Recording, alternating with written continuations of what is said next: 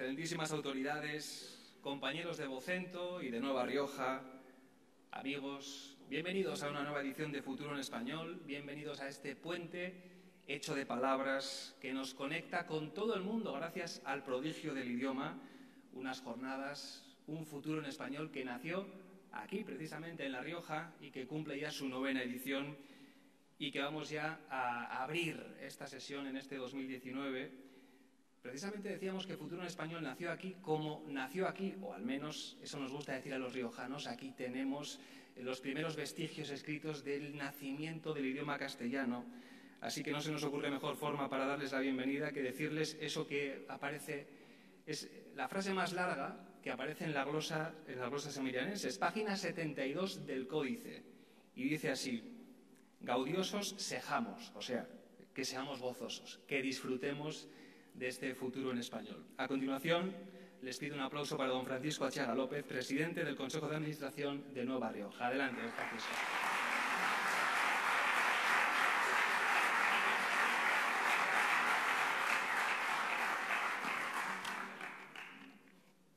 Buenas tardes. Autoridades, señoras y señores, queridos amigos. Me complace darles la bienvenida al Foro Futuro en Español, en una edición muy especial para nosotros. Es así, en primer lugar, por lo que se pone de consolidación un proyecto nacido e impulsado por Diario La Rioja, que ha logrado adquirir dimensión nacional e internacional gracias a Vocento, y que hoy tiene el privilegio de recibir aquí, en Logroño, donde todo empezó hace ya una década, a una de las figuras más relevantes de la literatura contemporánea. También una de las plumas más lúcidas del pensamiento y de la fabulación expresados en la lengua en que hoy nos entendemos casi 600 millones de personas en todo el planeta. Futuro en Español echó sus raíces en la tierra, que presume de albergar las fuentes primigenias de nuestro idioma. Este es el lugar donde se documentaron no solo las primeras palabras, sino de manera principal los primeros textos con una estructura gramatical propia de la lengua en la que solía falar el pueblo con su vecino, que acabó consolidada en lo que hoy conocemos como el castellano. Y aquí venimos un año más a reivindicar el valor de las palabras, esas piezas tan frágiles y vulnerables al tiempo que imprescindibles para construir marcos de concordia, para fomentar la convivencia, para procurar acuerdos y a veces, por desgracia, para todo lo contrario. Las palabras que cautivaron al niño Mario cuando a los 5 años descubrió la magia de la lectura en la clase del hermano Justiniano en el Colegio de la Salle de Cochabamba, las mismas palabras que el Mario adulto se ha servido para dar forma y proyección a sus pensamientos, para describir universos reales e inventados, para reivindicar la tolerancia y la justicia o para fantasear historias con la sana intención de hacer mejores a sus lectores. Porque, en efecto, tal y como remarcó al recibir el Premio Nobel de Literatura, seríamos peores de lo que somos sin los buenos libros que leímos. La palabra es el instrumento que ha permitido a los seres humanos romper las barreras del aislamiento individual para adquirir la condición de personas en diálogo, según la atinada expresión de Adela Cortina. De esta ruptura con el silencio nació la posibilidad de establecer conversaciones codificadas en sonidos y articular mensajes inteligibles para una comunidad que empezó así a compartir algo más que alimentos y atenciones. Cabe pensar que en este contexto primitivo pronto surgió la literatura en una forma narrativa que no tenía más soporte que la oralidad, hasta que adquirió una dimensión nueva, que podría decirse que extraordinaria, con el nacimiento de la escritura. Es así como la palabra ha conseguido convertirse en el milagro que hace posible la civilización, porque como bien acertó a expresar Pablo Neruda, desde el comienzo de su reinado ya no hay soledad inexpugnable. Haciendo nuestra la gozosa expresión del poeta chileno, podemos aceptar que todo está en la palabra. Y ese, más que ningún otro, fue el tesoro que dejaron en América los conquistadores españoles. Muchos de ellos hombres torvos, siguiendo otra vez a don Pablo, a los que se les caían de las botas, de las barbas, de los yelmos, de las herraduras, como piedrecitas, las palabras luminosas, que se quedaron allí resplandecientes. Esa lengua recia de Castilla que los Andes dulcificaron, según dejó dicho nuestro ilustre premio Nobel, en su elogio de la literatura y la ficción. es el argumento que nos convoca en torno al Foro Futuro en Español.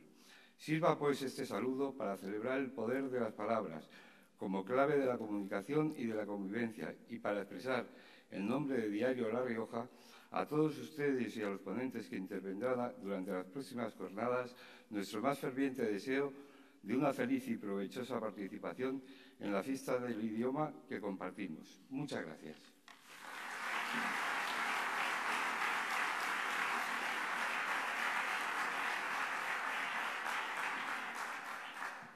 Muchísimas gracias, don Francisco Achaga López, presidente del Consejo de Administración de Nueva Rioja. A continuación, toma también la palabra el rector de la UNIR, la Universidad Internacional de La Rioja, don José María Vázquez. Un aplauso para él. Adelante.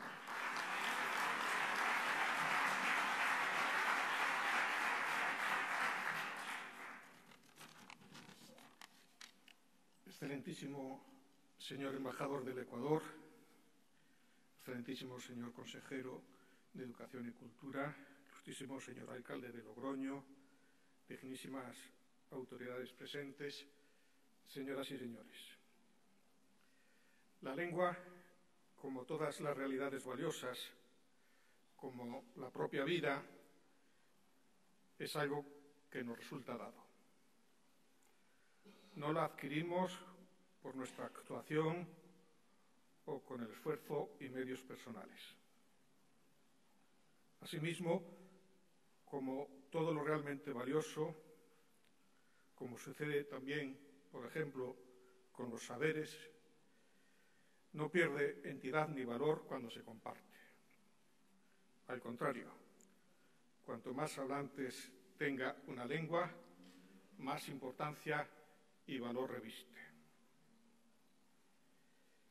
Estas jornadas de futuro en español, que desde hace años viene promoviendo el Grupo Vocento y en concreto el diario La Rioja, son un acertado toque de atención, un recordatorio sobre la importancia que tiene nuestra lengua común, hablada por cientos de millones de personas a ambos lados del Atlántico.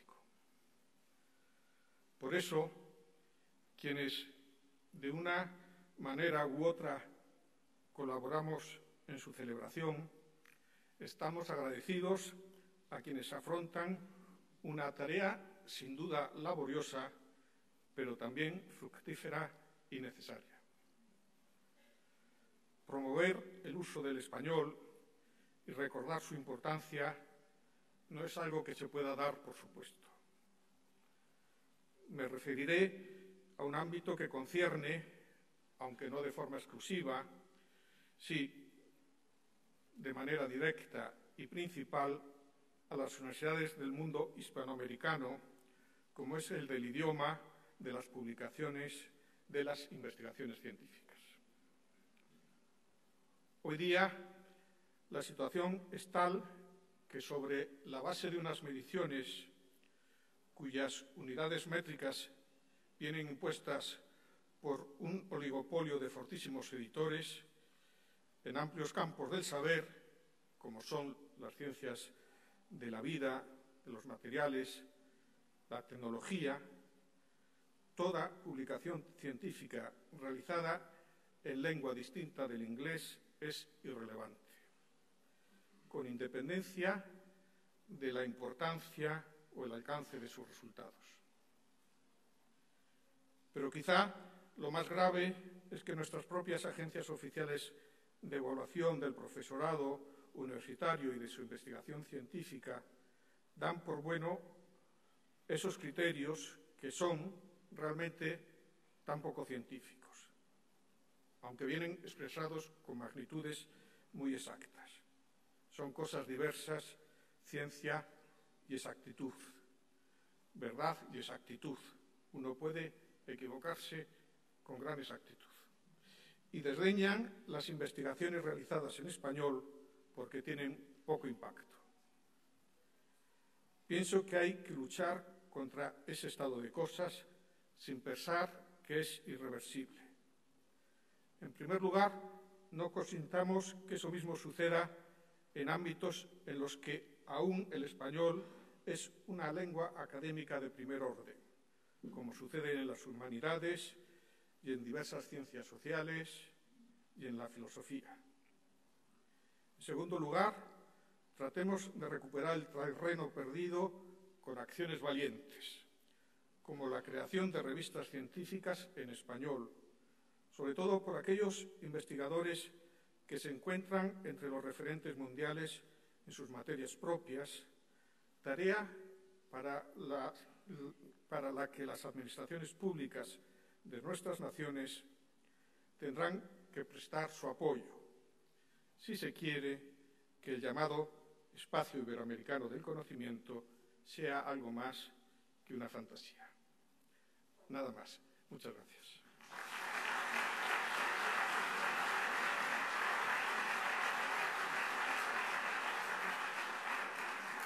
Agradecemos sus palabras, José María Vázquez, rector de la UNIR. A continuación, estamos en Logroño, nos acompañan las autoridades, naturalmente también el alcalde de la ciudad. Recibimos con un aplauso a don Pablo Hermoso de Mendoza, alcalde de Logroño.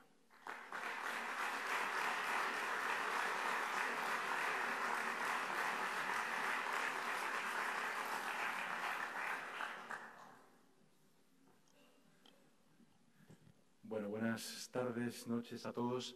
La verdad es que no me había preparado nada porque no pensaba hablar, pero ante este auditorio lo que me acaba de decir es que, en primer lugar, bienvenidos a todos y a todas, a aquellos que han venido de Latinoamérica. Nos sentimos muy honrados por su presencia aquí. Agradecer al Grupo Vocento que haya impulsado el desarrollo de este evento, El Futuro en Español, un evento que nos vincula y nos une. Para una ciudad como Logroño, donde ya saben que muy cerca está San Millán de la Cogolla y por lo tanto es una ciudad muy vinculada al nacimiento del lenguaje, del español, es un honor que estén aquí. Y es un honor también pensar en el futuro, porque ya saben ustedes que el futuro, si no lo creas, te lo crean. Y en esa pugna y en esa lucha, el español tiene un fondo, un bagaje que permite no solamente remitirse al pasado, a ese ámbito más filológico, más histórico, sino remitirse al futuro. Y aquí vamos a ver a lo largo de esta charla y en charlas que vendrán en días siguientes cómo han surgido experiencias de empresas que han trabajado en tecnologías del lenguaje y que están impulsando proyectos que miran al futuro. Hemos visto esa presentación del Grupo Vocento, una empresa que mira al futuro, la UNIR, que ubicada en Logroño, mira también al futuro, y veremos experiencias de empresas que trabajan en algo tan de futuro como las tecnologías del lenguaje y esa configuración de un mundo ampliado y extendido digitalmente sobre la base de un lenguaje. Esa visión del mundo, esa Weltanschauung que dicen los alemanes, también puede ser escrita, pensada y creada en español. Y de esto es de lo que vamos a reflexionar y de lo que vamos a hablar, porque sobre la base de todo lo que tenemos, sobre la base de esos premios Nobel que han enriquecido nuestra cultura y sobre la base de muchas de las cuestiones que aquí se van a ver, creo que podemos aspirar desde España, desde ciudades como Logroño, a también ser partícipes en ese futuro, en esa construcción de una realidad económica, social, cultural, que nos permita seguir teniendo grandes oportunidades. Sabemos que en esa carrera, lo exponía el rector de la UNIR, ya hay alguien que ha tomado ventaja, que el mundo que se ha creado en Internet es un mundo donde cuando miramos las primeras empresas tecnológicas, la mayor parte de ellas son americanas. Sabemos que se mira a través de esos ojos no solamente en las publicaciones científicas, sino en muchos más ámbitos, pero tenemos que pelear, tenemos que luchar, también desde lo local, y no resignarnos a creer que no es posible crear tecnología, crear espacios que permitan construir también ese futuro. En eso estamos, por eso agradezco muchísimo la celebración de este evento, El Futuro en Español, porque también, en cierta medida, es un mensaje, el mensaje de que desde aquí, desde Logroño, desde La Rioja, desde España, no nos resignamos y vamos a ser partícipes en esa construcción de ese futuro. Gracias a todos.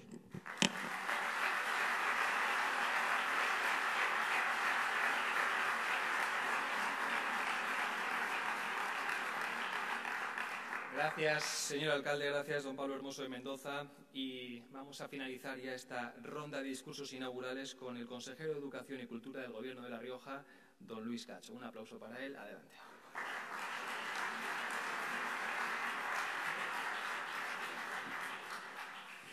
Caramba, alcalde, para no haberlo preparado te salió muy bien, ¿eh? Eso es el talento natural de cada uno. Bueno, buenas tardes a todos, autoridades, ilustres invitados, señoras, señores. Bienvenidos a estas novenas jornadas de Futuro en Español. Como consejero de Educación y Cultura del Gobierno de La Rioja, pues es un orgullo poder abrir este evento. Quiero agradecer especialmente a las entidades organizadoras, Vocento, UNIR, patrocinadores y en general a todos los participantes que lo hacen posible, porque creo que es un evento vinculado y espero que también vinculante especialmente con nuestra comunidad, en los tres conceptos que articulan su discurso fundamental, ¿no? Futuro, español y educación. El futuro es un camino siempre de cambio, es un vector de cambio e innovación. Vamos a escuchar en las próximas sesiones hablar de tecnología, de digitalización, de inteligencia artificial, de educación superior a distancia, de muchas cosas que son muy necesarias en nuestra comunidad para inducir un cambio de modelo económico y productivo significativo y rápidamente. No solo es necesario ese cambio tecnológico y económico, sino también social e individual. El primero no es posible sino el segundo, y lo social es también una agregación del cambio personal, del cambio desde el individuo. El español, todos sabemos que nació en esta región y supone uno de nuestros dos factores de identidad regional claves. Tenemos que convertirlo, además de en un rasgo de identidad, de un orgullo institucional, de un referente científico, también en un activo económico, productivo, y sin duda la tecnología y la nueva economía nos ayudará a ello. Y finalmente la educación, porque ese cambio económico y social no es posible si no inducimos algunos cambios estratégicos en la educación de las nuevas generaciones. La educación está en un momento crítico, en una era de cambio entre el paradigma educativo de la era industrial, basado en la educación grupal, estandarizada, estructurada desde las áreas de conocimiento externas al individuo, y nos tenemos que dirigir hacia una educación para la era del aprendizaje, una educación personalizada, basada en los intereses, las necesidades de cada persona, con una mayor adaptabilidad y con menor desperdicio. En la medida en que lo logremos, lograremos los otros cambios tan necesarios y más evidentes tal vez. Es un cambio que nos hace recordar a la antigua mayéutica, al diálogo socrático, en el que se trata de ayudar al individuo a que salga de sí mismo su identidad, sus intereses, sus necesidades, y que el entorno podrá satisfacerlas mucho mejor.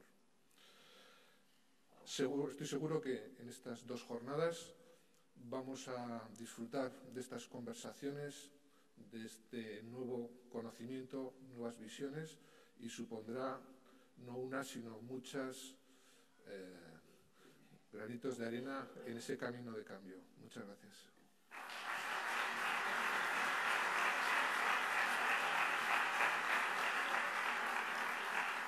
Muchísimas gracias, consejero. Bueno, vamos ya a comenzar con el diálogo, con el conversatorio, para el cual este círculo logroñés se nos ha quedado pequeño. Pero bueno, hay que saludar también a los cientos, seguro que más, miles de personas que nos están viendo a través de internet, de larioja.com y también a través de TVR. Vamos a comenzar este conversatorio que lleva por nombre Literatura, Política y Periodismo, y para el cual nos van a acompañar, ya lo saben ustedes de sobra, don Pedro Cateriano y don Mario Vargas Llosa.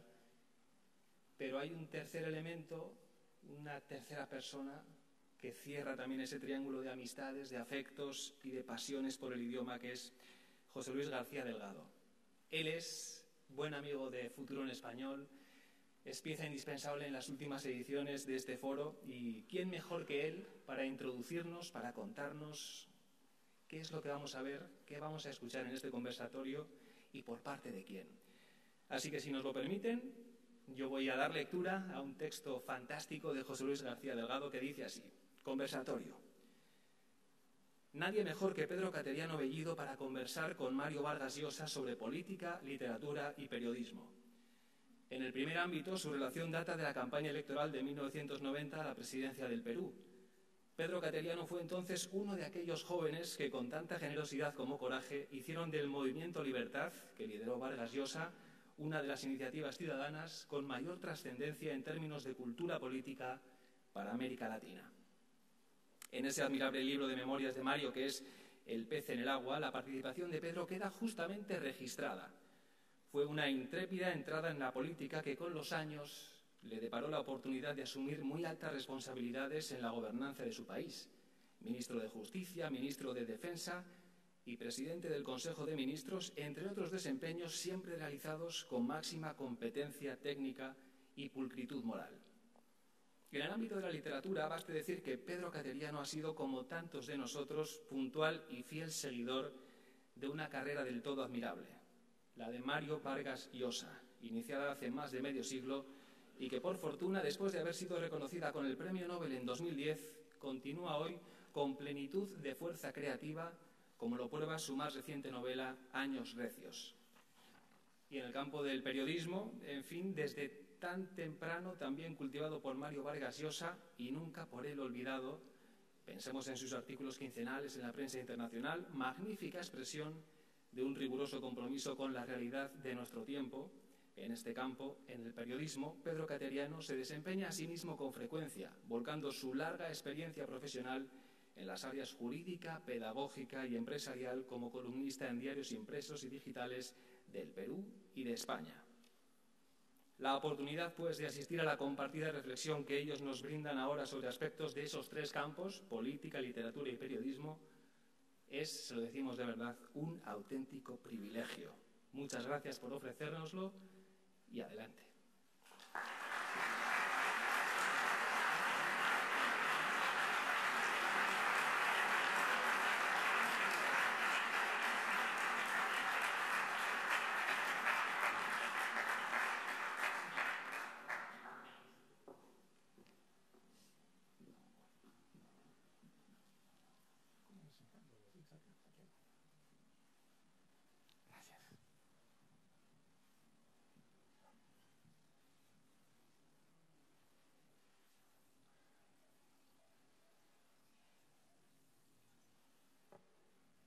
Bueno, Mario, difícil papel el que me toca el día de hoy. Con Mario Vargas Llosa he pasado momentos dramáticos en mi aventura política. Creo que uno de los días más tristes fue cuando perdió la presidencia de la República, pero también uno de los días más felices que tuve en Estocolmo, de asistir invitado cuando ganaste el Nobel.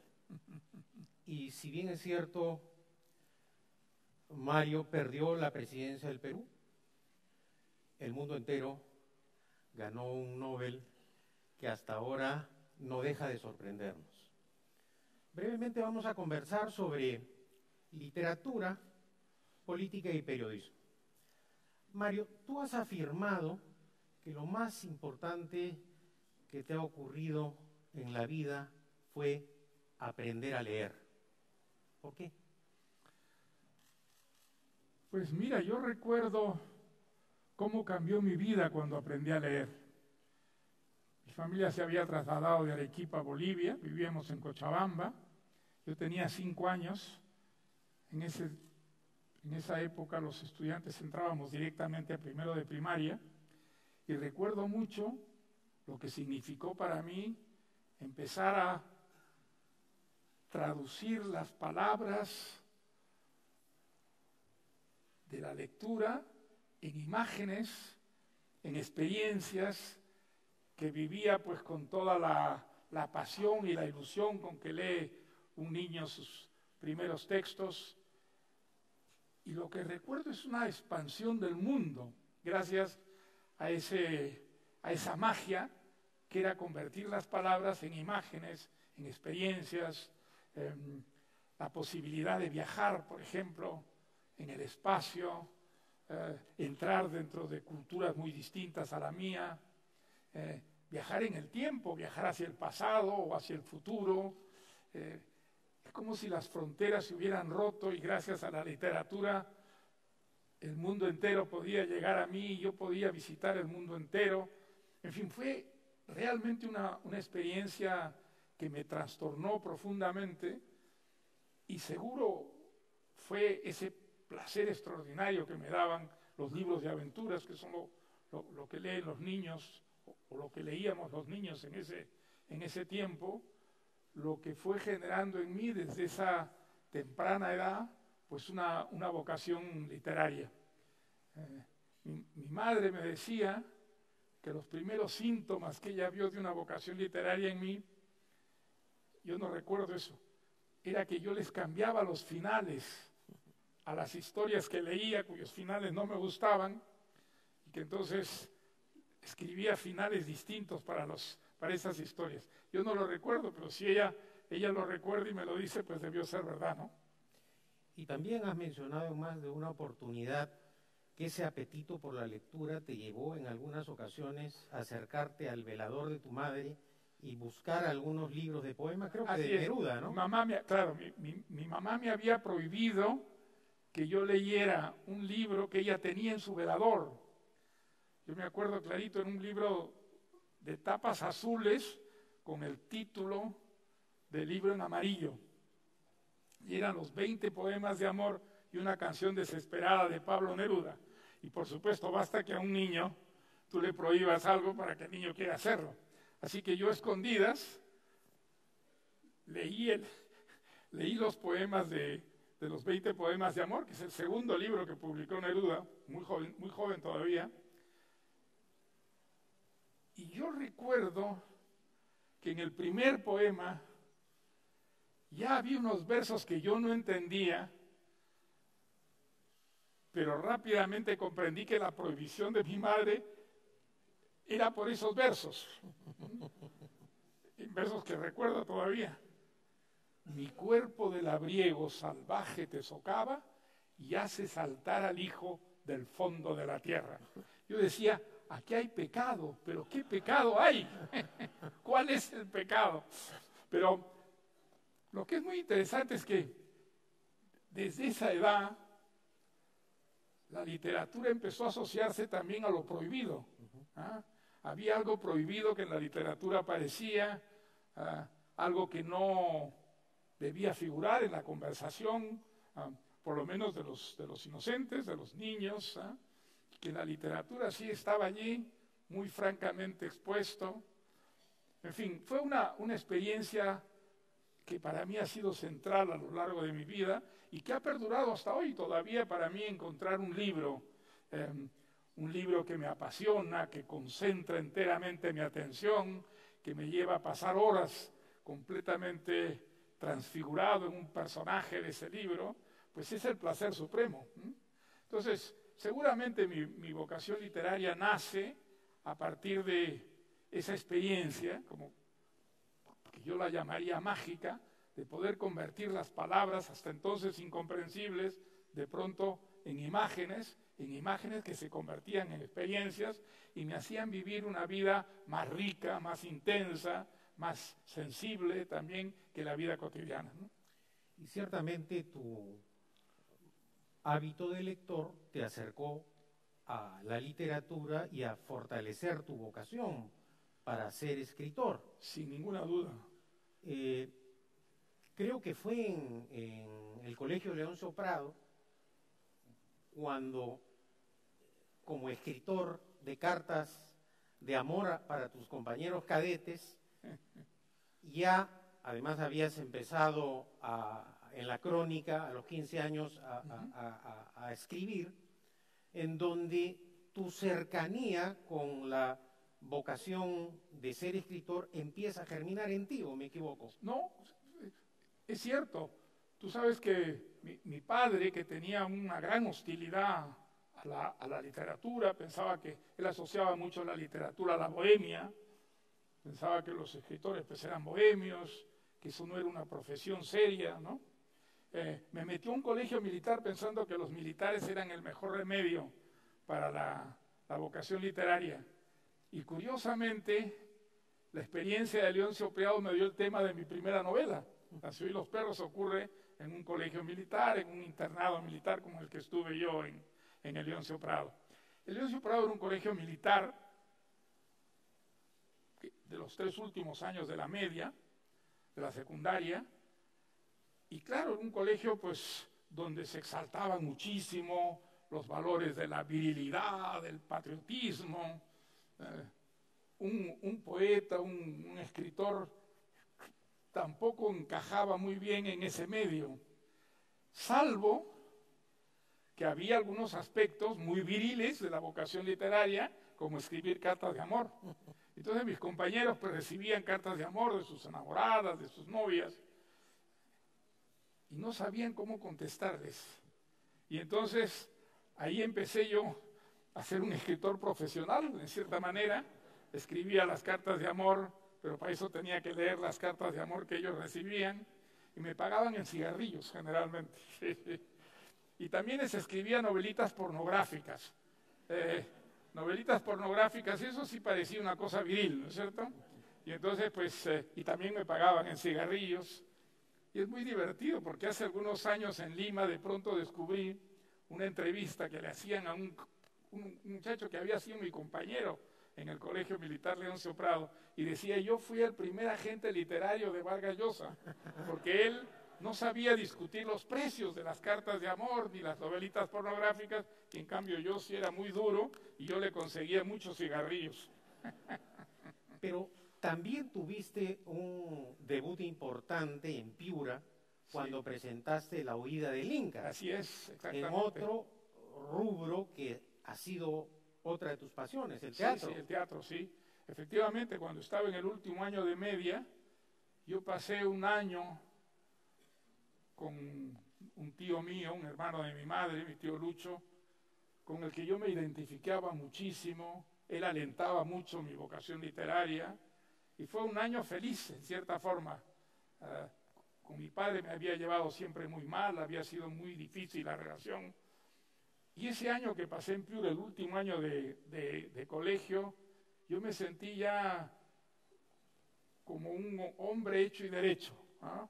Porque a la vez que estudiaba en el último año de colegio, trabajaba en un periódico, trabajaba en el diario La Industria, leía muchísimo, una pasión que mi tío Lucho compartía, y entonces yo había escrito una obrita de teatro, impresionado por una experiencia que tuve como espectador teatral. En esa época llegaban al Perú muchas compañías argentinas, mexicanas, también alguna española. Zarzuelas. Sí, ¿no? zarzuelas españolas llegaban, pero también alguna obra de teatro. Y había visto, traída por una compañía argentina, la muerte de un viajante ¿cómo se llama? Sí, que me impresionó tremendamente. Creo que es la primera obra moderna que yo vi, donde se jugaba con el tiempo, la historia saltaba al futuro, retrocedía al pasado, volvía a saltar al futuro, y poco a poco se iba armando el rompecabezas. A mí me impresionó tremendamente descubrir que en el teatro había un teatro experimental, moderno, que como la novela moderna, que yo leía muchísimo en ese tiempo con gran interés, el teatro pues también podía convertir el escenario en un mundo riquísimo, diverso, intenso, muy dramático.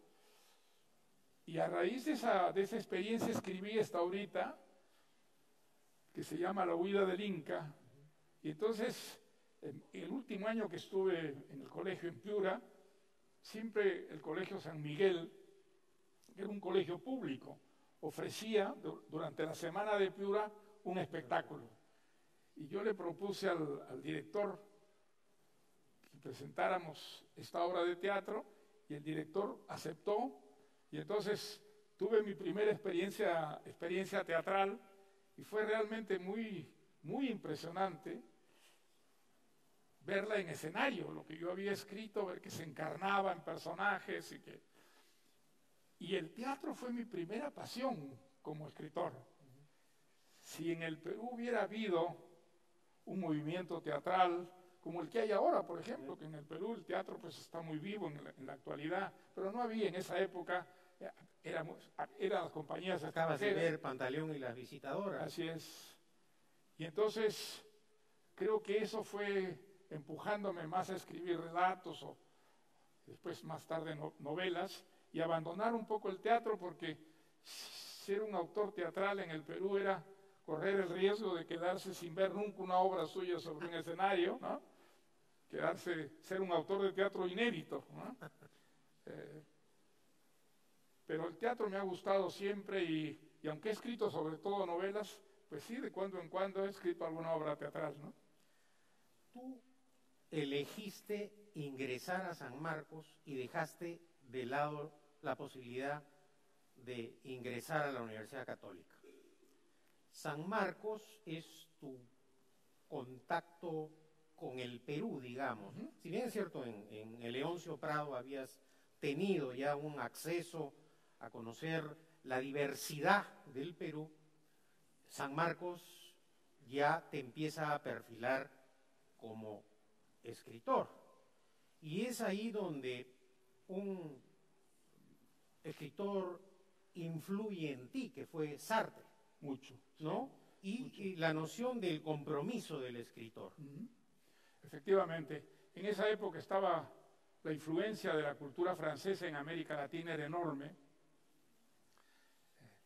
prácticamente en toda América Latina, y entonces pues seguíamos muchísimo nosotros lo que era el existencialismo francés, Sartre, Camus, Simone de Beauvoir, Merleau-Ponty, y los debates entre ellos, pues los seguíamos día a día, nos llegaban generalmente a través de la Argentina, a través de la revista Sur, ¿no? De Victorio Campo, que traducía todas las cosas importantes que se publicaban en Francia. Entonces seguíamos muchísimo y creo que San Marcos estaba bastante al día, digamos, por lo menos la Facultad de Letras y la Facultad de Derecho, donde estaba yo, seguíamos bastante de cerca, y creo que en esos años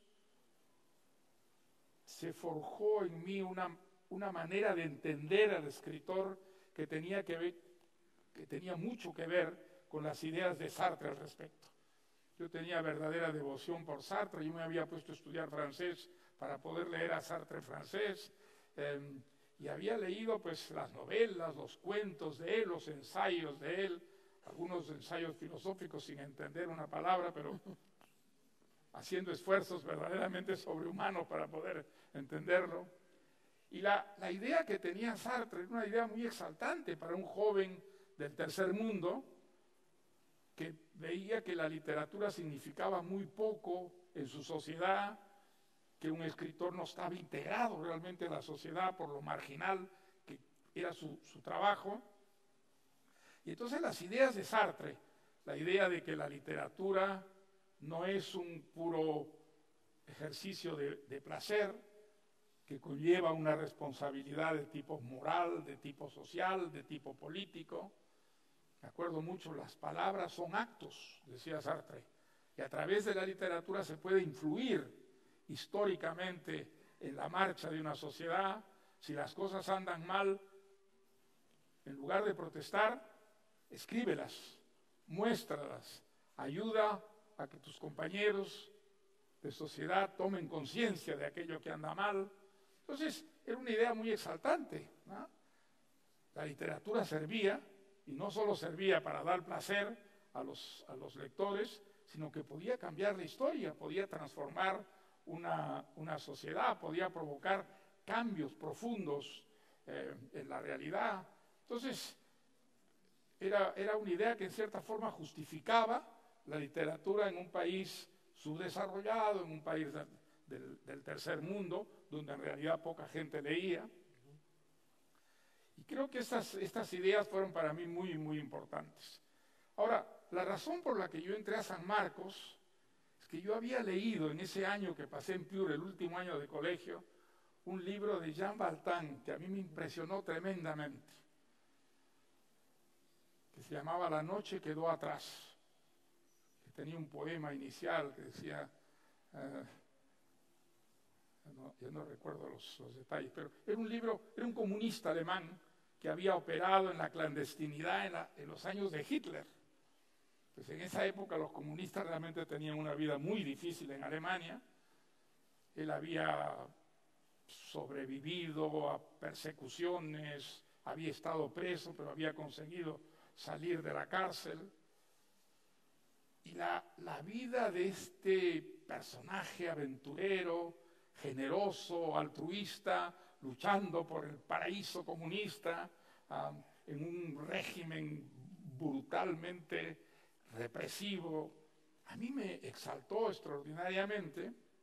Y hay que decir que en el Perú vivíamos una dictadura, la dictadura del general Manuel Apolinario Odría, una dictadura que era pues bastante severa, que había abolido la Constitución, se guiaba por una ley de seguridad que era una ley muy rígida, muy dura, se había prohibido la política, todos los partidos políticos estaban fuera de la ley, de tal manera que la política se había convertido en una mala palabra en el Perú. Y entonces, después de leer este libro de Jean Valjean, yo dije, no, yo a la católica no voy. Las universidades en el Perú estaban divididas de una manera clasista en esa época. La universidad de los niñitos bien era la universidad católica, ahí iban los chicos de buenas familias, y la Universidad de San Marcos era la universidad popular.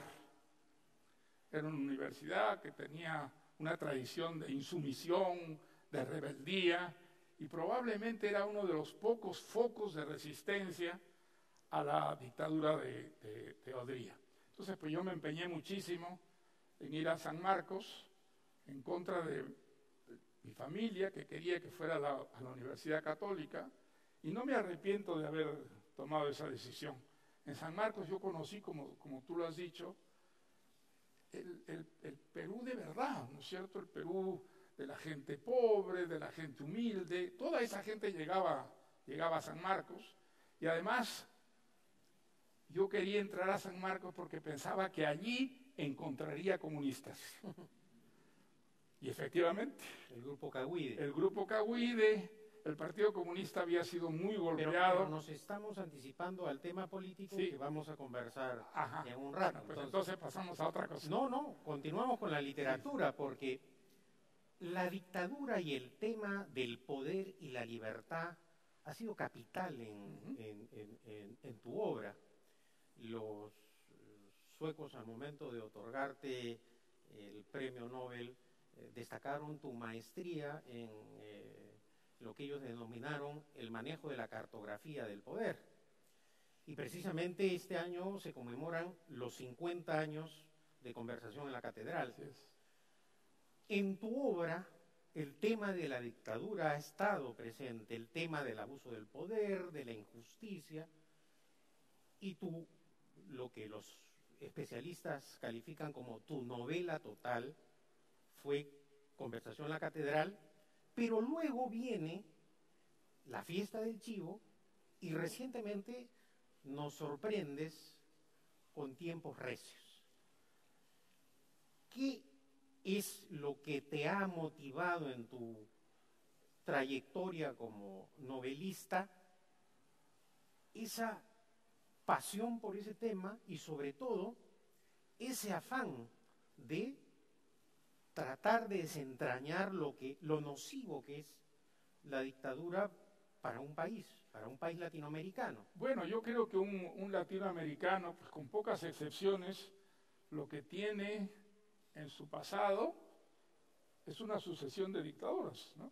De dictaduras militares, de dictaduras algunas más brutales, otras menos brutales, algunas más corrompidas, otras menos corrompidas, pero la verdad que pocos países latinoamericanos se libran de esa tradición. Y a mí lo que creo que me marcó profundamente fueron los 8 años de la dictadura de Odría. Y me marcaron a mí y a mi generación, ¿no?, peruana, Nosotros éramos niños prácticamente cuando él da el golpe de Estado en el año 48 contra un gobierno democrático, y se queda 8 años, de tal manera que cuando nosotros, digamos el año 56, ya éramos hombres hechos y derechos, y habíamos pasado toda nuestra adolescencia bajo un régimen dictatorial, un régimen corrompido, bastante brutal, que había prohibido a los partidos políticos. Hablar de política ya era una irreverencia, por decirlo menos, cuando no un acto ilegal, un acto delictivo en el Perú.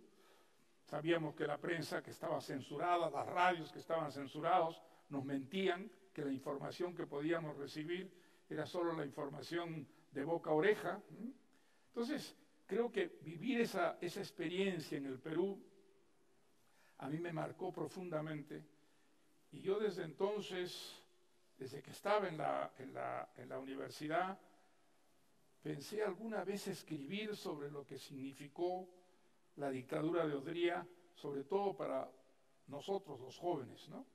Bueno, después de eso salió Conversación en la Catedral, pero Conversación en la Catedral es una novela que expresa, que trata de expresar lo que significó la dictadura en sectores que estaban muy alejados del poder, de la política, las familias, en el interior de las familias, cómo lo que ocurría en el centro del poder servía también para corromper a las familias, en la vida profesional. ¿Qué significaba la dictadura?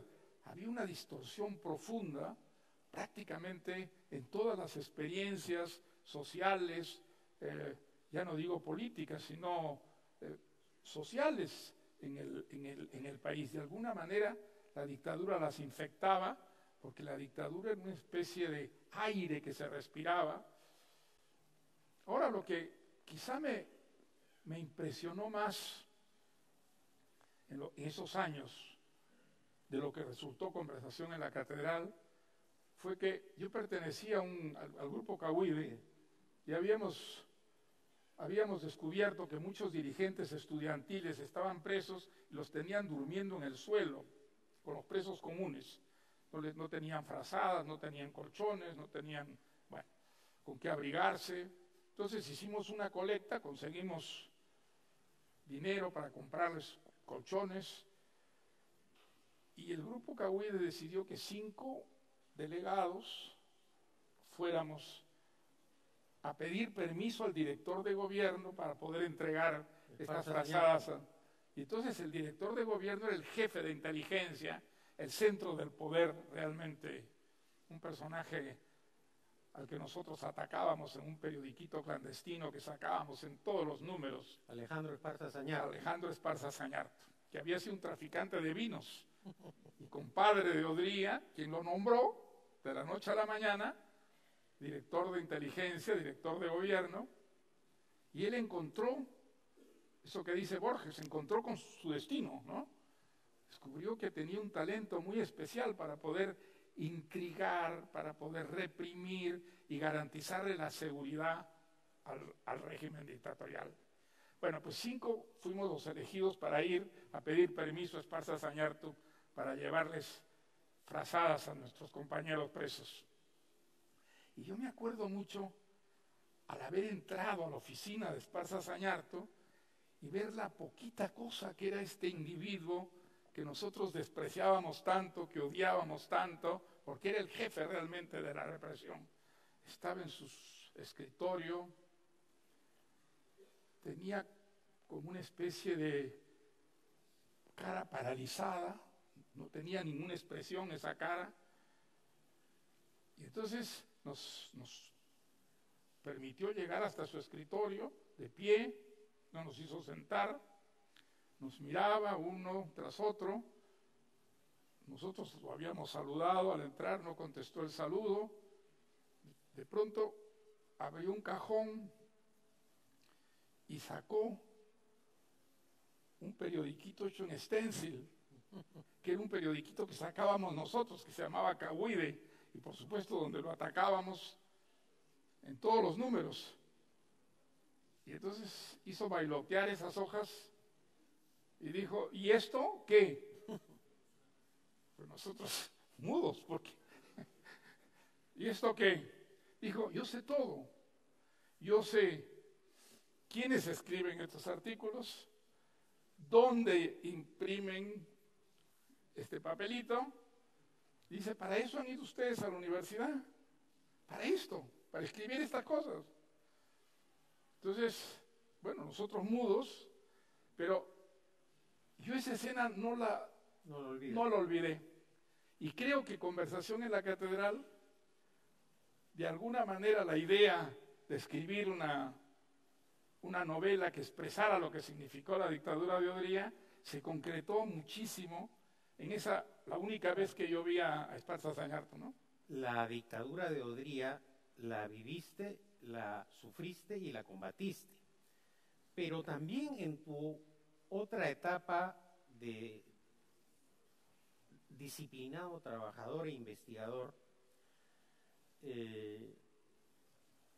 empiezas el trabajo para la fiesta del chivo con una investigación.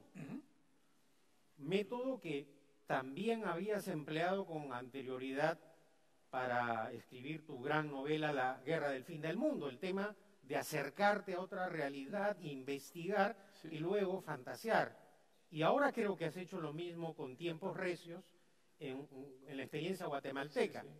Entonces, tu disciplina en el trabajo ha sido algo que te ha caracterizado a lo largo del tiempo.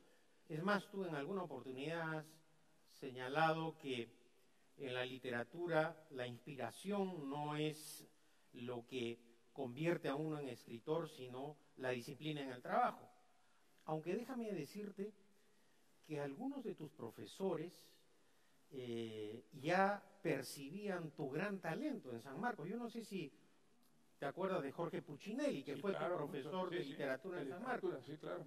Él, por ejemplo, cuando dabas tus exámenes, los leía y decía, este muchacho va a llegar muy lejos.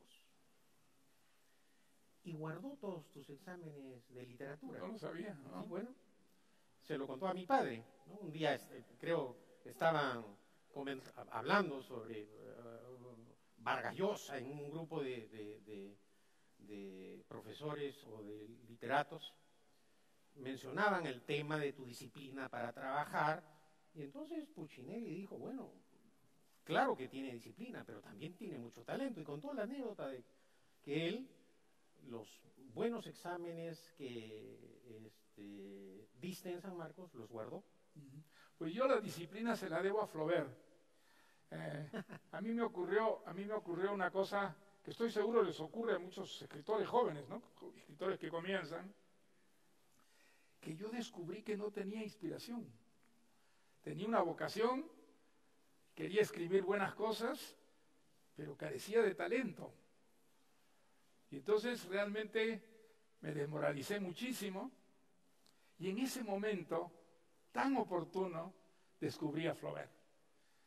Me acuerdo haber leído, ya leía francés yo, y haber leído el día que llegué a París, del año 59, haber comprado en una librería que se llamaba La Joie de Lire, en la Rue Saint-Séverin, el tomo de Madame Bovary,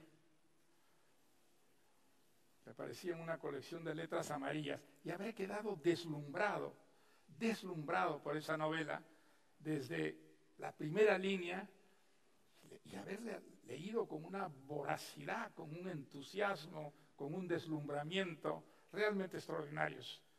Y entonces pues empecé a leer todo Flaubert, y descubrí maravillosamente, porque además en ese momento era buenísimo, que Flaubert, el genio, tampoco tenía talento en su juventud, que había escrito muy malos libros cuando era un joven y empezaba a escribir. Pero él quería tener talento, él quería ser un gran escritor. Su vocación le exigía romper esas limitaciones terribles que había descubierto en él Y entonces, como no tenía talento, decidió fabricárselo a través de perseverancia, a través de insistencia, a través de una exigencia casi inhumana, encerrándose a escribir 8, 10, 12 horas al día. Casi como tú. Bueno, y entonces para mí fue extraordinario porque, y la verdad es que la mayor parte de los jóvenes que comienzan a escribir pues no tienen talento, ¿no? Y descubrir que el talento también puede fabricárselo uno a través de trabajo, de perseverancia, de insistencia, como hizo Flaubert, para mí fue electrizante. Me devolvió realmente la confianza en la literatura y en mi capacidad de poder trabajar, de tal manera que creo que tuve muy presente el modelo de Flaubert cuando escribí mi primera novela: corregir, rehacer, sobre todo eliminar adjetivos, adverbios, ceñir la prosa para que la prosa se llegue a confundir enteramente con la imagen que tú quieres mostrar, hasta parecer invisible, la prosa invisible, que exponga directamente a la experiencia del lector aquello que narras. Todo eso lo aprendí en Flaubert y creo que está muy presente, sobre todo en mi primera y mi segunda novela, ¿no? Pero no solo te has limitado a la novela, como acabamos de mencionar, también el teatro lo has, mismo lo acabas de señalar, ha sido otra de tus pasiones, y el ensayo es otro de tus, sí. diríamos... El ensayo tiene que ver mucho con el periodismo. Yo comencé a hacer periodismo muy joven. La literatura pues no era alimenticia, para un escritor sudamericano no era nada alimenticia, entonces había que buscar alguna profesión que tuviera que ver con la literatura y de alguna manera no lo apartara uno radicalmente de ella. Y eso significó el periodismo. Yo había empezado muy joven, como tú has recordado, y la verdad que el periodismo ha sido buena parte de mi vida el trabajo complementario a la literatura. Bueno, era el trabajo alimenticio, pero al final fue también una manera de investigar la realidad que me ha servido mucho para mi trabajo de escritor, ¿no? Bueno, fuiste un periodista precoz. ¿A qué edad entraste al diario La Crónica? Entré en las vacaciones entre el cuarto y el quinto de media, o sea, cuando tenía 15 años, era muy jovencito. ¿Y nunca más abandonaste el periodismo? No, prácticamente he hecho periodismo de radio, periodismo de televisión, y sigo haciendo periodismo en cierta forma. ¿Y has hecho periodismo deportivo también? Y periodismo, hasta periodismo deportivo, sí. Exactamente. Lo que nunca hice fue periodismo social. Sociales nunca hice, pero después hice internacionales, locales, deportivo, fui titulero. Y también en el periodismo has tenido la misma disciplina que en el trabajo literario. Sí, sí. Tu regularidad en la publicación de Piedra de Toque es prueba de ello. La verdad que el periodismo ha sido para mí una manera de tener un pie en la vida real, porque la literatura a uno lo aparta, ¿no?, de la vida real. Uno vive en un mundo de fantasía y es ese tipo esa imagen del escritor que se aparta del mundo real, por ejemplo Proust, en un cuarto de corcho para no oír los ruidos del mundo y poder concentrarse más en sus recuerdos. A mí no me gusta. Creo que la influencia de Sartre, con el que después tuve mucha distancia crítica, ¿no? Pero esa imagen de Sartre, del escritor como una responsabilidad social, tratando de no apartarse del mundo real a la hora de escribir, sigue muy viva en mí, ¿no?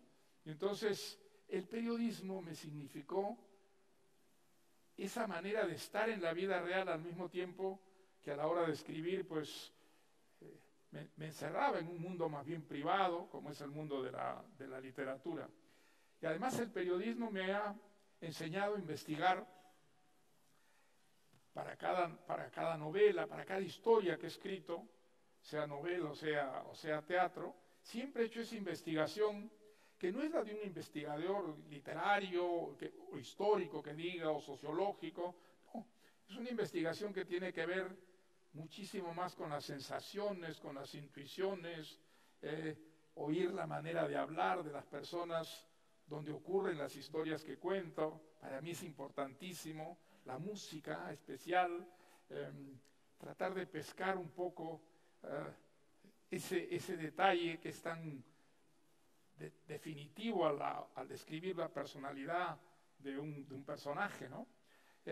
Y también porque en esa investigación, que es muy libre, siempre surgen de pronto personajes o historias o situaciones que enriquecen extraordinariamente el proyecto original de la novela. Entonces, siempre desde mi primera novela, pues me acostumbré a trabajar de esa manera, haciendo una investigación social muy libre, no en busca de la verdad, como lo haría un historiador o un sociólogo, sino de temas, de motivos que pudieran enriquecer, digamos, esa visión tan personal y tan subjetiva que es la de la novela sobre el mundo real, ¿no? Pero tu pluma también te ha permitido, como ciudadano del mundo, como te gusta calificarte, participar en polémicas, debatir, defender tus puntos de vista, en muchas oportunidades contra viento y marea, para usar un título del libro que resume tus artículos periodísticos. Bueno, efectivamente, digamos, creo que en eso también las enseñanzas, el modelo de Sartre, el modelo de lo que fue la literatura francesa en esa época, ¿no? Que es una literatura muy polémica, en los años 60, que yo pasé buena parte de ellos en Francia, pues la literatura era muy viva y la literatura era inseparable de la política, inseparable de la política. Realmente los escritores debatían, pero debatían sobre cuestiones políticas, ¿no? La posición de Sartre que yo seguía con mucha fidelidad hasta el año 66. El año 66 fue la ruptura con Sartre. Después de leer una entrevista que le hacían en Le Monde, la que era la directora de cultura de Le Monde, Madeleine Chapsal, le hizo una entrevista a Sartre, y él decía cosas que a mí me parecieron espantosas. Me pareció una traición a todo lo que había sostenido Sartre. Esa era la época en que trabajabas en la radio francesa. En la radio-televisión francesa, sí. Y Sartre decía, yo creo que los escritores africanos hacen bien en renunciar a la literatura para hacer primero la revolución y crear una sociedad donde la literatura sea posible. Entonces esa idea de Sartre me pareció una puñalada en la espalda. Él nos había hecho creer que la literatura era una revolución en sí misma, que a través de la literatura se podía cambiar la historia, la sociedad, y ahora nos decía que no, que los subdesarrollados, los sudamericanos, por ejemplo, primero teníamos que hacer la revolución para crear una sociedad donde fuera posible la literatura. Yo creo que ya estaba yo muy empeñado en la literatura y esa fue el divorcio con Sartre. Desde entonces ya fui muy crítico de Sartre. A mí me entristeció muchísimo esa declaración que contradecía radicalmente todo lo que nos había hecho creer Sartre hasta entonces, ¿no? Mario, tú has sido testigo de excepción de la evolución del periodismo en los últimos 40 años. Hoy en día el periodismo tiene retos, de manera específica la prensa. ¿Cuál es tu opinión acerca de esta revolución, digamos, de la informática que permite emitir opiniones sin mayor reflexión, un ataque sin posibilidad de defensa y que a veces hace de la noticia falsa que se reitera, es decir, que se reitera la mentira, se convierte en verdad? Hace poco tú has sido víctima, por ejemplo, de un artículo que no escribiste, pero que se repetía en las redes, creo que fue sobre la Argentina, ¿no? Sobre Argentina, sí. Bueno, ¿Cómo consideras el momento actual de...? Yo creo que la gran revolución audiovisual ha tenido, por una parte, algo extraordinariamente positivo, que en esta época prácticamente la censura es imposible. La manera como la expansión del periodismo audiovisual ha revolucionado la realidad es tal que un gobierno que lo quiera difícilmente puede imponer un control total de la información, porque a través de las redes sociales, pues esa censura se burla, y eso es un hecho positivo. Ahora, el demasiada información es sinónimo de confusión, y eso ha hecho que las mentiras hoy día encuentren un vehículo para insertarse en la sociedad y desconcertar extraordinariamente a un público. Bueno, pues yo acabo de publicar, como tú has recordado, una novela en la que las famosas fake news, de las que se habla tanto ahora, funcionaron a la perfección. Un genio publicitario, que además era sobrino de Sigmund Freud, que trabajaba para la United Fruit, decide, estimulado por los miembros del consejo directivo de la United Fruit, que las reformas que está haciendo un presidente elegido legítimamente en Guatemala y que ha recibido un mandato para hacer esas reformas, es un agente soviético, y que los soviéticos han impregnado ya Guatemala, que tienen la idea de quedarse con el canal de Panamá, y que entonces ese proceso hay que pararlo. Y este genio publicitario, dice, bueno, él se va a Guatemala, está 15 días allí, regresa, habla en el directorio, está publicado el texto de su intervención, y le dice, miren, Guatemala no está evolucionando hacia el comunismo, ni muchísimo menos. Es una soberana tontería, eso no es cierto. Ahora, las reformas que quiere hacer este señor son muy peligrosas para nosotros. Porque si nosotros ahora tenemos que aceptar sindicatos, que ellos no aceptaban, pagar impuestos, ¿qué va a pasar con la compañía en los otros países donde estamos? La United Fruit estaba en todos los países centroamericanos, estaba en casi todas las islas del Caribe, estaba en Colombia. Entonces, ahí hay un mal ejemplo que a nosotros nos puede perjudicar tremendamente. Y entonces, ¿qué hay que hacer? Dice, lo que hay que hacer yo lo tengo perfectamente programado. Vamos a generar una idea. Nadie sabe en Estados Unidos dónde está Guatemala. Nadie. Ni siquiera el gobierno. Entonces, tenemos que ilustrarlos. Y vamos a ilustrarlos, primero a la opinión pública y luego al gobierno, dándoles esta información. Que Guatemala es una cabecera de playa de la Unión Soviética. Que la Unión Soviética está aquí a las espaldas de Estados Unidos y que ya tiene una cabecera de playa conquistada. ¿Y cómo vamos a hacerlo? ¿Vamos a hacerlo a través de periódicos conservadores? No, vamos a hacerlo a través de los periódicos más liberales. Esos periódicos que están dando hoy día esa batalla formidable contra Trump. El New York Times, el Washington Post, Time Magazine. Y él lo hace tal cual lo dijo.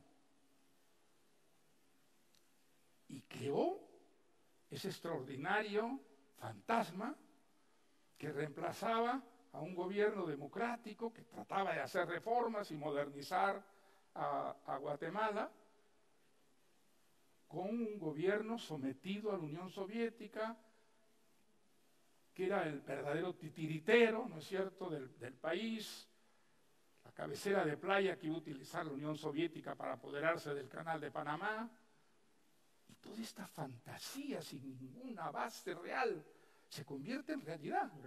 Se convierte en realidad y está detrás de la contrarrevolución que preside Carlos Castillo Armas y que en realidad dirige estrictamente la CIA. Es muy, muy interesante ese caso porque el periodismo juega allí un papel absolutamente fundamental y yo creo que en la mayor parte de los casos de buena fe. Los periodistas norteamericanos que llevaba invitados este señor a Guatemala no sabían nada de Guatemala, no sabían nada de América Latina, y entonces escribían lo que les decían las personas a las que entrevistaban, que estaban maravillosamente bien seleccionadas por este publicista, y entonces empezaron a aparecer artículos en el New York Times, en periódicos más respetables, Washington Post, Time Magazine. En ese tiempo no existía, creo, el New Yorker. Y esto crea toda esa especie de fantasmagoría que está detrás del golpe de Estado, que acaba con las reformas de Arbenz y que tiene una trascendencia política enorme en América Latina, porque yo creo que a mi generación, por ejemplo, la desencanta extraordinariamente de la democracia, de la vía democrática para hacer las reformas que necesitaba el continente, y nos lleva a muchos a pensar equivocadamente que había que ir no por la democracia, sino por la revolución comunista, a crear el paraíso, a traer el paraíso a la tierra, algo que atrasó 50 años, por lo menos, la democratización de América Latina, y que significaron pues matanzas y entre matanzas terribles, prácticamente de un extremo a otro del continente, ¿no? Mario, para terminar el tema del periodismo, es inevitable que te pregunte sobre dos noticias que nos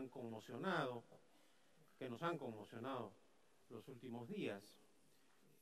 El caso de Barcelona, con el uso de la violencia a raíz de las protestas independentistas, y también los hechos ocurridos en Chile, que parecía el ejemplo democrático para toda América Latina con justificada razón.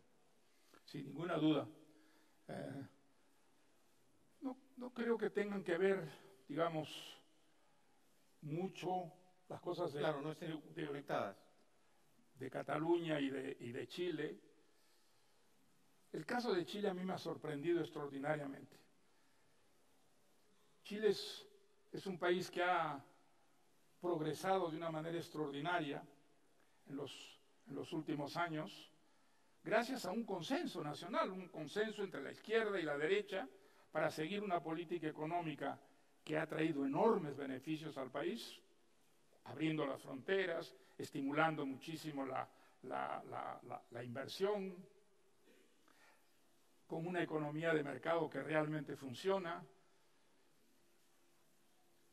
Ningún país latinoamericano ha reducido tanto la pobreza como Chile, ningún país ha creado un crecimiento de las clases medias comparable,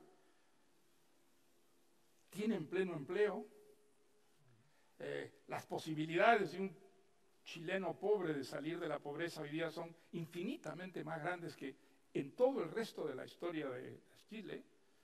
¿Cómo se explica que en este país de pronto hay esa sublevación popular, que asalten tiendas, que quemen edificios, 15 muertos ya? Es muy difícil de entenderlo, digamos. Y es muy difícil creer que Venezuela, un país que se muere literalmente de hambre desde que ha optado por el socialismo del siglo XX, pudiera estar detrás de esta operación. Que la celebre, lo entiendo, desde luego. Si Chile fracasa, pues para Venezuela es un éxito extraordinario. Pero no creo que Venezuela tenga una inserción directa. Entonces, ¿qué ha pasado exactamente en Chile? Es muy difícil saberlo, ¿sabes? A no ser que, digamos, a la vez que había este progreso en términos estrictamente económicos, en Chile no hubiera habido un progreso semejante en lo que es un principio democrático y liberal básico, que es la igualdad de oportunidades. Que la gente pueda partir más o menos de una manera homogénea en ese arranque a lo largo del cual los más aptos, los más trabajadores van a progresar y van a llegar al top, ¿no es cierto? Y los otros se van quedando más bien atrasados. Quizá En este campo, pues Chile no ha hecho las reformas suficientes para crear una igualdad de oportunidades a través de la educación, por ejemplo, que garantice en cada generación ese punto de partida más o menos homogéneo, más o menos igualitario. Lo digo de manera, digamos, aproximada, porque no estoy convencido tampoco de que sea así, ¿no? Pero el hecho es que el país latinoamericano, que parece salir ya del tercer mundo, acercarse al primer mundo, la transformación del interior de Chile, por ejemplo, es algo absolutamente extraordinario, ¿no? Que pueda provocar una sublevación popular de estas categorías, pues es algo muy, muy desconcertante, y claramente hay allí algún problema en el desarrollo, que repito, ha sido extraordinario en Chile, al que tienen que atacar de raíz, ¿no? Y el caso de Barcelona, que como tú dices es muy diferente. Pues el caso de Barcelona, yo no reconozco Barcelona. Yo viví 5 años en Barcelona, que fueron quizá los 5 años más felices de mi vida, ¿no? Yo quiero muchísimo Barcelona, yo tengo una hija catalana, nacida en Barcelona en esos años, y en esos años yo creo que Barcelona era la capital cultural de España. Yo creo que los españoles iban a Barcelona para sentirse europeos, porque ya en Barcelona se respiraba Europa, es decir, la democracia, la libertad. Había independentistas, sí, pero eran grupúsculos muy minoritarios y a los que los demócratas catalanes veían con cierta ironía, para no decir desprecio, como gentes de la otra realidad, de otro mundo, de otra generación. ¿Qué pudo haber pasado para que esa Barcelona hoy día se convirtiera en la Barcelona provinciana, mirándose el propio estómago, sumida en una doctrina que es una excrescencia de la democracia, que solo ha traído estragos, tragedias a la democracia, que es el nacionalismo, y que eso haya aprendido en sectores tan amplios? Para mí es muy difícil entenderlo. Yo creo que España cometió un gravísimo error, cediendo la educación a las autonomías. Creo que hay 3 generaciones de jóvenes catalanes que han vivido en la mentira, que han sido educados en la mentira histórica, a los que se los ha convencido de que España ocupó colonialmente a Cataluña, que España ha venido robando a Cataluña,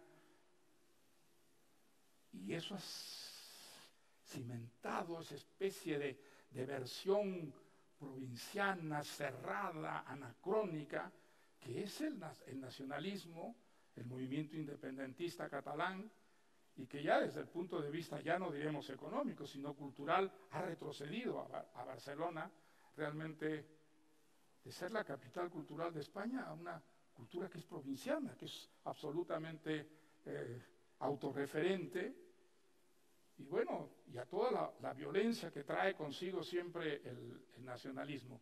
Lo que es trágico es que esto ocurra en un país que asombró al mundo durante la transición.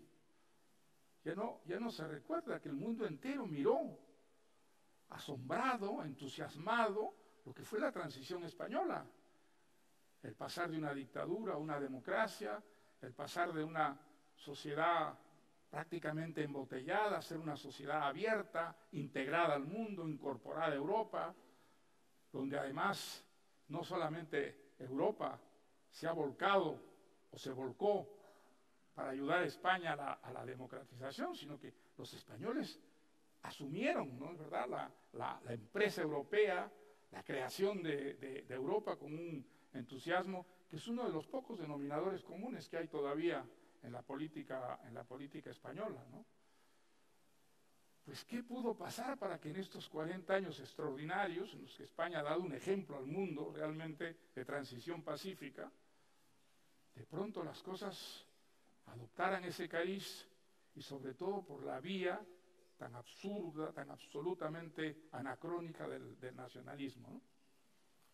Bueno, Mario, creo que nos hemos excedido de tiempo, pero para finalizar con el tema de la política. Tú desde niño te has nutrido de la política. Tu abuelo Pedro Llosa fue colaborador del presidente Bustamante Rivero, pariente de ustedes, y a través de esa vivencia también experimentaste lo que era la persecución política, el abuso de la dictadura. Luego, como tú acabas de recordar, en la Universidad de San Marcos formaste parte del grupo Cahuide, que era una agrupación comunista. En algún momento creo que tuviste un breve lapso de acercamiento a la democracia cristiana, más Claro. creo por aprecio a Luis Jaime Cisneros, tu profesor, Sí, ¿no? y además porque había la idea de que la democracia cristiana se creaba en el Perú para presentar una vez más la candidatura de Bustamante y Rivero. Yo tenía gran admiración por Bustamante y Rivero en esos 3 años que él pudo gobernar después de ser elegido democráticamente. Yo creo que el Perú fue un ejemplo de democracia, con un jurista que era un constitucionalista riguroso como Bustamante y Rivero, Una persona de honradez así. una honradez acrisolada, que escribía además escribía él sus propios discursos, que eran un modelo, verdaderamente un modelo de textos desde el punto de vista literario. Y entonces la democracia cristiana se cree, él era muy católico, y yo tengo la impresión de que van a presentar la candidatura de Bustamante y Rivero, y entonces pues yo participo en las reuniones iniciales de la democracia cristiana, ¿no? Yo había sido comunista un año, a mí me había salvado Sartre y el existencialismo francés de entrar en la rigidez, ¿no? del marxismo, ¿no? Porque nosotros los comunistas en el Perú en esa época éramos pocos, pero bien sectarios. Y entonces, al año pues me aparté del partido, tuve muchos problemas, sobre todo porque me acuerdo que yo ataqué mucho en una de las reuniones que eran reuniones clandestinas, ¿no? Pero teníamos discusiones literarias, y yo ataqué mucho un libro que se llamaba, una novela que se llamaba Así se templó el acero, que era un modelo de realismo socialista. A mí me había parecido un bodrio espantoso, y entonces me acuerdo que una discusión en mi célula feroz, por las cosas que yo había dicho contra Así se templó el acero, un compañero mío que ya murió, se levantó y me dijo: tú eres un subhombre. Y eso de ser un subhombre me dejó bastante desmoralizado, la verdad. Luego adhieres a la Revolución Cubana, como la mayor parte de los intelectuales y escritores Sí. de ese momento. Luego rompes, a diferencia de otros que continuaron apoyando a Fidel Castro.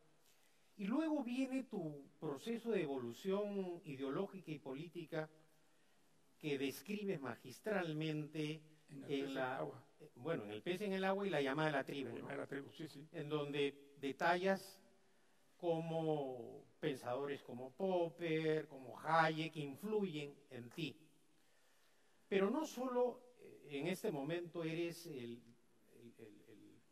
mayor divulgador del pensamiento liberal en Iberoamérica, y creo que prueba de ello es tu libro, La llamada de la tribu, sino que también has sido consecuente participando, teniendo acción que te llevó a asumir el reto de ser candidato a la presidencia de la República. Bueno, digamos, esa candidatura, pues tú sabes mejor que nadie cómo se forjó. El año... ¿Qué año fue el de la nacionalización de la banca? 1987. 87, ¿no es cierto? Pues yo había ido a pasar vacaciones en el Perú, donde iba con bastante frecuencia. El presidente de entonces, Alan García, me había mandado su edecán para saludarme, darme la bienvenida en el Perú, y entonces yo fui a agradecerle. No lo conocía a él, lo conocí allí en ese caso, y además pensé que era una visita protocolaria, pero en realidad conversamos como 1 hora, me dijo todos los planes que tenía para el futuro del Perú, y lo único que no me dijo es lo que anunció al día siguiente. Estaba en una playa, y me acuerdo mucho que en una radio apareció la voz del presidente dando el discurso del 28 de julio, que es el día de la fiesta patria en Perú, y de pronto oigo que anuncia la nacionalización de todo el sistema financiero peruano, bancos, las agencias de seguro. las agencias financieras, todos los seguros. Entonces yo digo, esto es el desastre. Otra vez se nos viene aquí un gobierno que va a manejar las finanzas públicas, se va a eternizar en el poder, la democracia se acabó. Yo digo además, claro, ¿quién quiere a los banqueros? Esto va a ser enormemente popular, esta medida. Y yo me acuerdo que un señor que estaba ahí tumbado en la arena, oyendo esta radio, de pronto se pone de pie y dice, así me enteré yo que me quitaban mi hacienda y ahora me entero que me quitan mi banco, pues me voy a bañar. Bueno, entonces, pues yo me quedo completamente desconcertado y al regresar a Lima, con 5 amigos con los que nos reuníamos los sábados, que compartían, digamos, esta sorpresa y esta enorme preocupación con la idea de que todo el sistema financiero iba a estar en manos del Estado, firmamos un manifiesto. Firmamos un manifiesto y entonces tratamos de conseguir firmas y conseguimos reunir 100 personas. Y fue una gran sorpresa porque inmediatamente empezamos a recibir llamadas por teléfono, la gente se movilizaba para apoyar nuestro manifiesto. Y entonces, ahí a 2 de estos 5 amigos que habían firmado el texto oficial, se les ocurrió convocar una manifestación en la Plaza San Martín para protestar contra la nacionalización de la banca. Como yo había encabezado el manifiesto, pues me pidieron que hablara. Bueno, pues yo acepté. Y así fue como terminé parado nunca lo había hecho antes, ante un público enorme que había desbordado la Plaza San Martín. Nos quedamos realmente muy desconcertados, nunca esperamos que hubiera una movilización tan grande en favor de nuestra protesta contra la nacionalización, y en cierta forma tuvimos éxito, porque realmente paramos la ley de la nacionalización con manifestaciones que hicimos primero en Lima, luego en Arequipa, luego en Piura, y esto hizo que surgiera, digamos, un movimiento que, como yo había estado a la cabeza de esta protesta, pues pensó que yo debía ser el candidato. Tengo que decir que, digamos, por una parte, hombre, yo sabía que si realmente me metí en política de esa manera, la literatura iba a quedar en un segundo plano, ¿no? Muchos años, y eso pues me resistía. Pero por otra parte, la verdad es que sí me ilusioné, porque, digamos, estas ideas, que eran las ideas que yo había defendido en artículos, en defensa de la democracia, en defensa del liberalismo, en defensa de las reformas que, según yo lo veía entonces, habían traído verdadero progreso, verdadero desarrollo a los países que las habían aplicado, y que hubiera un apoyo popular, pues terminó también entusiasmándome. Y ahí así fue como vivimos la aventura de Libertad, en la que tuviste tú una participación tan destacada, aunque finalmente, claro, perdimos las elecciones, pero yo creo que a pesar de haber perdido las elecciones, lo he visto en un reportaje que tú decías, algunas de las ideas que defendimos en calles y plazas, en un Perú que estaba convulsionado con el terrorismo, la violencia terrorista, la contrarrevolución, alguna huella dejó, ¿no? Alguna huella dejó, y creo que el hecho de lo que ha venido sucediendo en el Perú después, aparte de la corrupción, ha hecho que algunas de estas ideas de todas maneras prosperaran, encontraran un asidero, Por eso es que yo creo que soy más optimista que pesimista sobre el futuro inmediato del Perú, ¿no? Y además ha seguido dando batalla contra las dictaduras, sean estas de izquierda o de derecha. Te enfrentaste a Hugo Chávez, condenas la dictadura de Maduro, condenas la dictadura de Nicaragua, y creo que eso hay que agradecértelo. Si me permites, para finalizar, te voy a mencionar algunos nombres e instituciones, preguntas y respuestas tipo ping-pong. Ajá. ¿Ya? Muy cortas, ¿ah? Muy Respuestas, cortas. ¿ya? Flaubert, Mi maestro, un gran escritor que además ha sido mi maestro. Borges, Un grandísimo escritor al que yo leía con vergüenza y un poco escondidas en la época en que yo le creía todo a Sartre, porque Borges parecía representar exactamente todo lo opuesto. Ahora sigo pensando que es uno de los grandes escritores, acaso el más grande escritor de nuestra lengua, y probablemente el único que quedará como comparable a los grandes escritores del siglo de oro. Madrid, Pues Madrid es una tierra a la que yo llegué el año 58 como estudiante para hacer un doctorado en la Complutense. Yo conocí el Madrid de la dictadura, una ciudad que era, comparado con el Madrid de hoy día, pequeñita. Desde ciertos puntos altos de la ciudad uno veía el campo, ¿no? Y yo pude seguir, me acuerdo, la trayectoria de Fortunati Jacinta en Madrid, la novela de Pérez Galdós, que es tan maravillosa, porque estaba vivo el Madrid de Pérez Galdós todavía, y mucho más, por supuesto, el de Baroja, el de las novelas de los anarquistas de Baroja.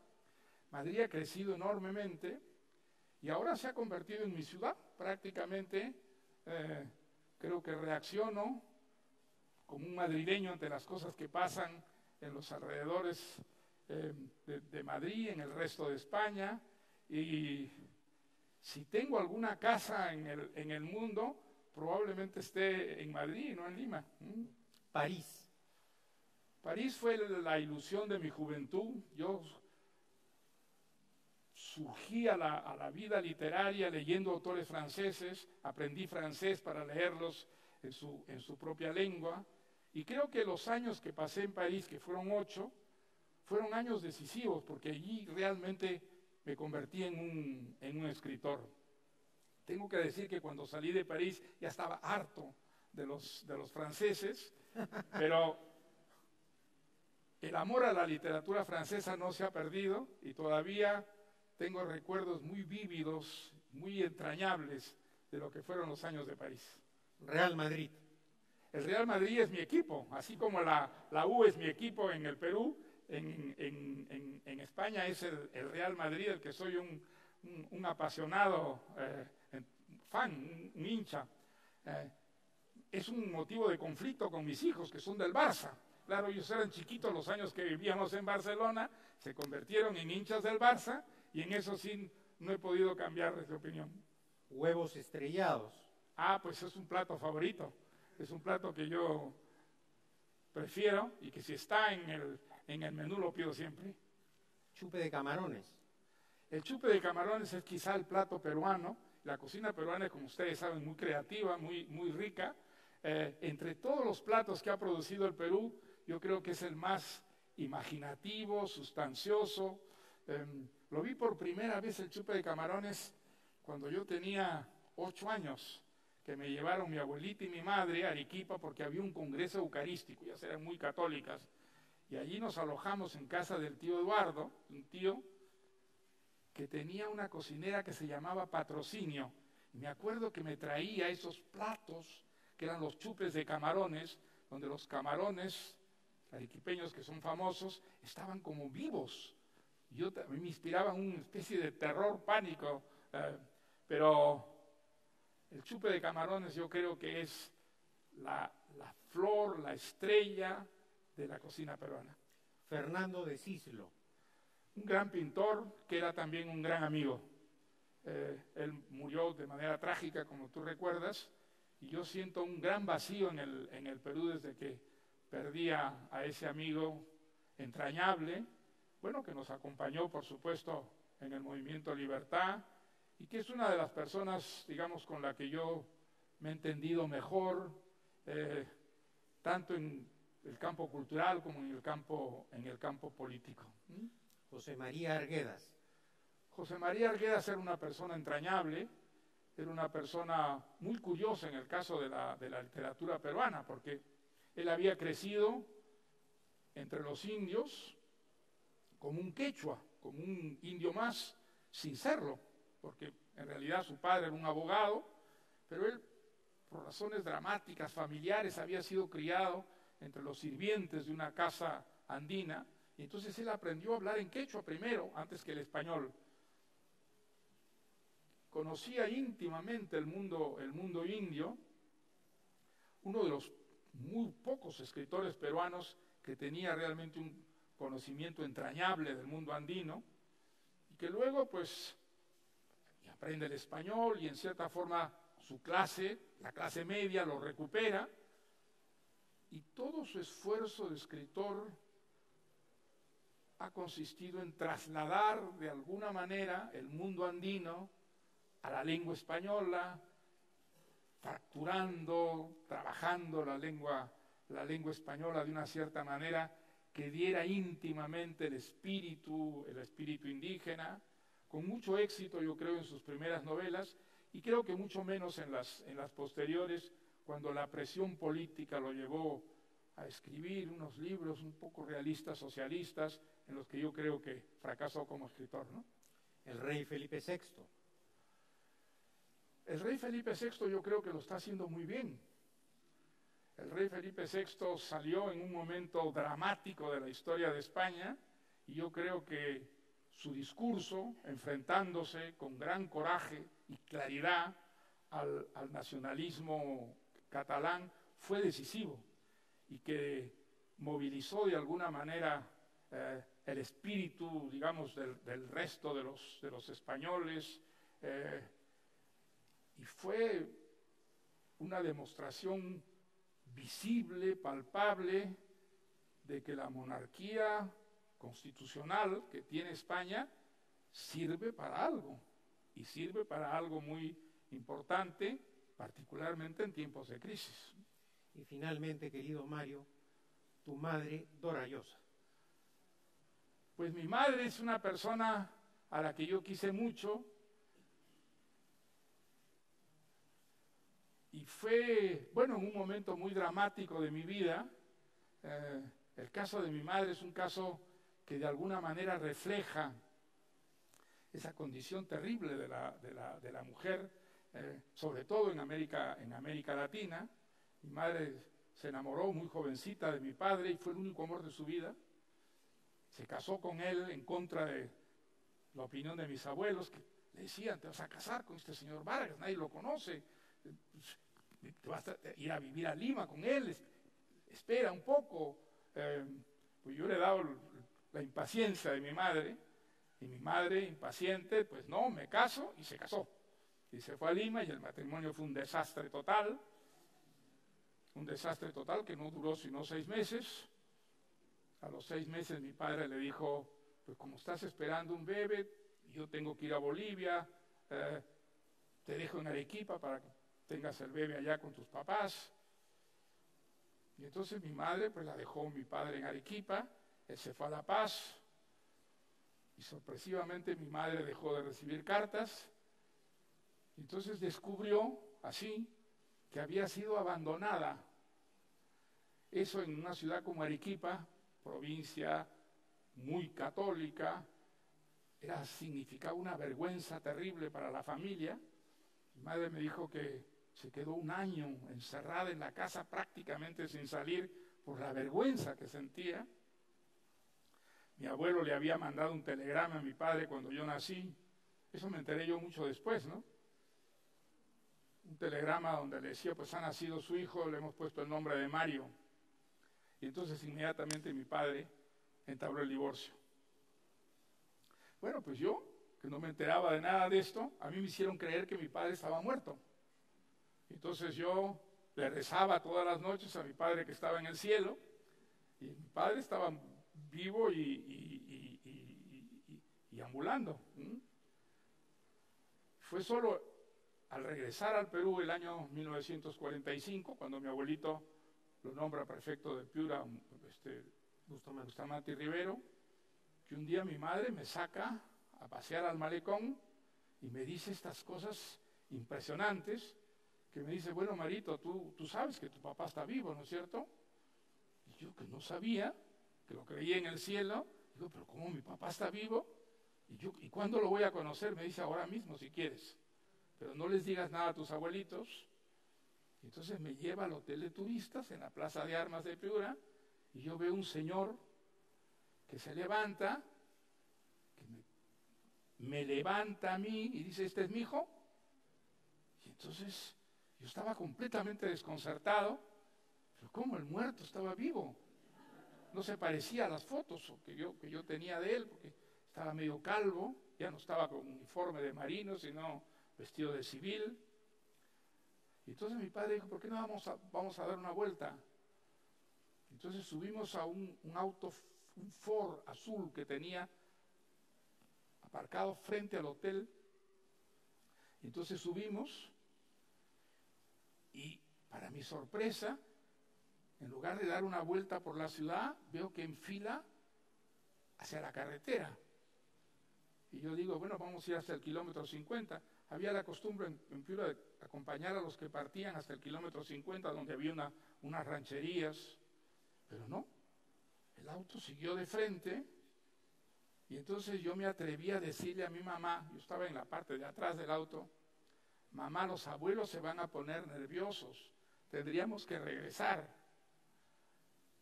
Y entonces, con una voz ya cambiada, que es la voz que yo conocería en adelante de mi padre, él dijo, ¿y qué? ¿Un hijo no debe estar con su padre? Entonces ya yo noté un cambio de voz de tal naturaleza que no me atreví a contestar. Total que fuimos, y en la noche llegamos a Chiclayo, fuimos a un hotel. Entonces yo estaba completamente desconcertado. Y esa primera noche en la que mi padre y mi madre se fueron a un cuarto y me dejaron a mí en otro cuarto solo, fue como si me robaran a mi mamá, me quitaran a mi mamá, que si mi mamá ya no fuera mía. ¿Ah? Nosotros vivíamos en una especie de relación estrechísima. Y me acuerdo que al día siguiente, pues yo debí pasar la noche completamente desvelado. Y esa experiencia fue una experiencia que a mí me hizo conocer la verdad, la realidad. ¿Ah? Yo, viviendo con mi padre, pues descubrí la violencia, descubrí el miedo. Yo nunca había tenido miedo. Creo que el miedo que me inspiraba este señor fue algo muy, muy importante, ¿no? Y creo que, digamos,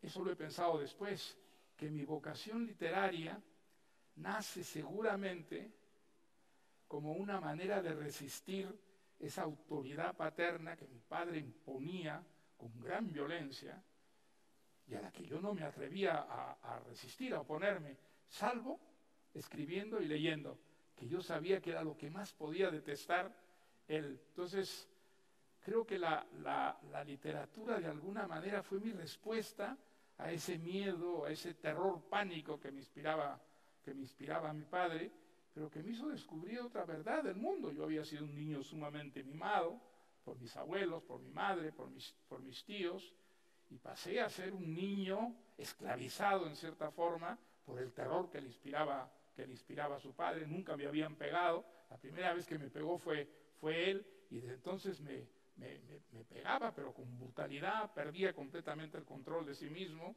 Entonces yo tenía verdadero terror, pánico.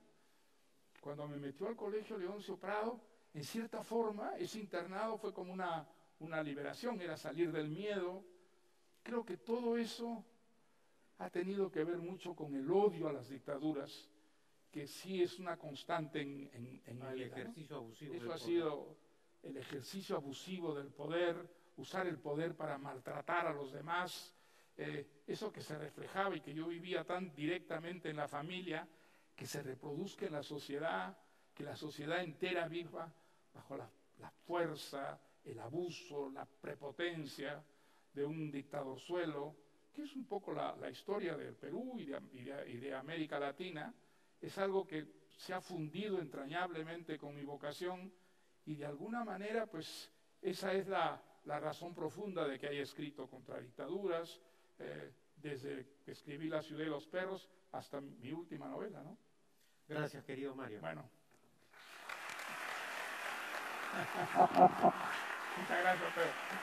Muchas gracias. Muchas gracias.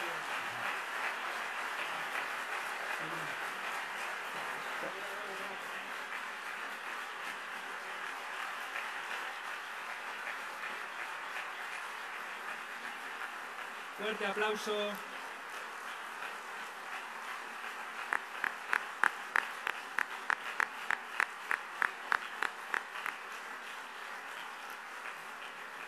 Muchísimas gracias.